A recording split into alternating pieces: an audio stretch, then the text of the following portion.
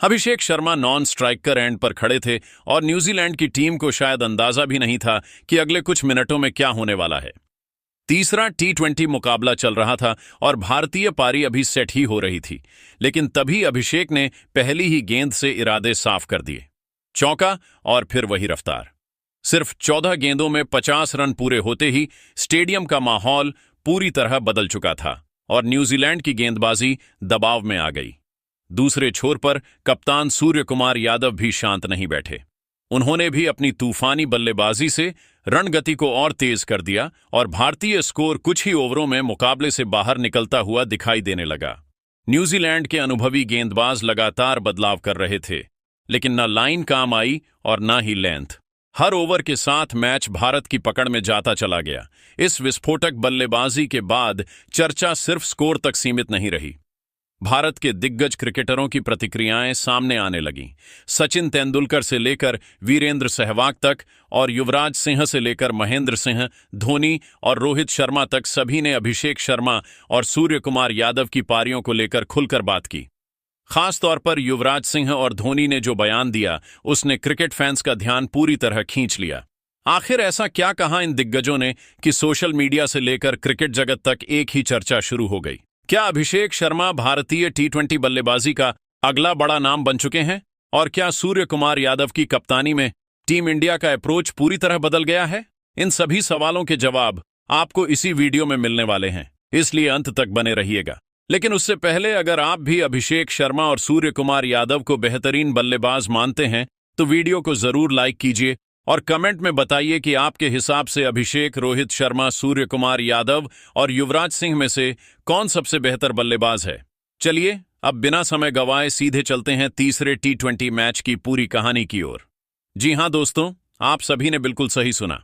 भारत और न्यूजीलैंड के बीच तीसरा T20 मुकाबला जब शुरू हुआ तो न्यूजीलैंड की टीम ने 9 विकेट के नुकसान पर 133 रन बना दिए।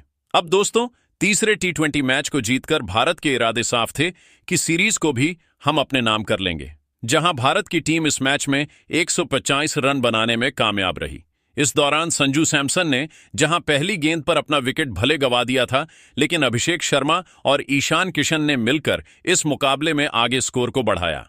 इस दौरान अभिषेक शर्मा ने 20 गेंदों में 7 चौके और 5 की बदौलत 68 रन बनाए, तो ईशान किशन के बल्ले से 13 गेंदों में 28 रन की पारी निकली। और दोस्तों, यही वो कारण था कि भारत की टीम इस मुकाबले में शुरुआत अच्छी कर पाई और फिर आकर मैदान पर सूर्य कुमार यादव ने जो 57 रन बनाए, भारत की टीम बड़ी आसानी से इस रोमांचक मैच को जीत गई। अब दोस्तों, भारत की जीत यह साबित कर देती है कि टीम इंडिया को हराना मुश्किल ही नहीं, नामुमकिन हो चुका है। जहां भारत 8 विकेट से इस मुकाबले को जीता और टीम इंडिया अब यही कोशिश कर रही है कि इस सीरीज को 5-0 से अपने नाम किया जाए। लेकिन दोस्तों, इस मैच में अभिषेक शर्मा ने जब 14 गेंदों में 50 रन जड़े तो हर कोई हैरान रह गया कि आखिरकार सूर्य कुमार यादव के रहते हुए भी अभिषेक शर्मा इस तरह की बल्लेबाजी कर कैसे पा रहे हैं। और दोस्तों, इस मुकाबले के बाद अब अभिषेक शर्मा और सूर्य कुमार यादव के ऊपर भारतीय दिग्गजों ने बड़ी मांग BCCI से कर डाली है और युवराज सिंह ने तो जो कहा है ना, वो सुने बिना आप भी कहीं मत जाइएगा। जी हां दोस्तों, यहां पर पहला बड़ा बयान निकल कर आता है, वह इरफान पठान का। वह कहते हैं कि सचमुच भारत की टीम जिस अंदाज में आगे बढ़ रही है, मुझे ऐसा लगता है कि T20 वर्ल्ड कप का खिताब इस साल हमारे नाम ही होगा। भारत अभिषेक शर्मा, सूर्य कुमार यादव के फॉर्म में आ जाने के बाद बहुत अच्छी लैब पकड़ चुका है और भारत को हराना मुश्किल ही नहीं, नामुमकिन है। तो वहीं फिर अगला बयान निकल कर आता है, वो है सुनील गावस्कर का। वो कहते हैं कि T20 क्रिकेट में आज तक इस तरह की टीम मैंने कभी नहीं देखी, लेकिन मैं ये जानता हूं कि भारत जिस अंदाज में आगे बढ़ रहा है, यह देश इस बार के T20 वर्ल्ड कप में बड़ी बड़ी टीमों को धूल चटाने वाला है। और अभिषेक शर्मा, ईशान किशन, सूर्य कुमार यादव की तो मैं जितनी तारीफ करूं उतनी ही कम है। तो वहीं फिर अगला बयान निकल कर आता है, वो है युवराज सिंह का। वो कहते हैं कि अभिषेक शर्मा को मैंने जितनी भी ट्रेनिंग दी थी, आज वह पूरी ट्रेनिंग कामयाब हुई है। अभिषेक शर्मा जिस तरह से बल्लेबाजी कर रहे हैं, मैं बस ये चाहता हूं कि T20 वर्ल्ड कप में भी वह भारत के लिए खेले। मेरे लिए कभी भी बटरल सीरीज उतनी इंपॉर्टेंट नहीं रहती जितने कि मैं वर्ल्ड कप जैसे बड़े टूर्नामेंट को एंस देता हूं, और अभिषेक शर्मा से मैं बस यही उम्मीद करता हूं कि वो T20 वर्ल्ड कप में भी भारत के लिए ऐसी ही शुरुआत करते रहें। तो वहीं फिर अगला बयान निकल कर आता है, वह है सचिन तेंदुलकर का। वह कहते हैं कि देश के लिए अभिषेक शर्मा जैसे खिलाड़ी कुछ भी कर मिटने के लिए तैयार रहते हैं, और जिस तरह की बल्लेबाजी अभिषेक शर्मा कर रहे हैं, इनको तोड़ना मुश्किल ही नहीं नामुमकिन है। तो वहीं फिर अगला बयान निकल कर आता है, वह वीरेंद्र सहवाग का। वो कहते हैं कि भारत ने T20 वर्ल्ड कप की तैयारी अभी से ही करना शुरू कर दिया है, और अभिषेक शर्मा, सूर्य कुमार यादव जैसे बल्लेबाजों को अब कोई नहीं रोक पाएगा। तो वहीं रोहित धोनी और विराट कोहली भी अभिषेक शर्मा और सूर्य कुमार यादव, ईशान किशन की जमकर तारीफ करते हैं, और यह भी कहते हैं कि रवि बिश्नोई ने जिस तरह से गेंदबाजी की है, यह भी देखकर काफी ज्यादा आनंद आया है। तो दोस्तों, अब आप सभी क्या मानते हैं कि भारत की टीम के लिए जो दिग्गजों ने कहा है, आप भी उनकी बातों से सहमत हो या फिर नहीं? कमेंट करके जरूर बताइएगा। अभिषेक शर्मा जिस तरह से बल्लेबाजी कर रहे हैं, मैं बस ये चाहता हूं कि T20 वर्ल्ड कप में भी वह भारत के लिए खेले।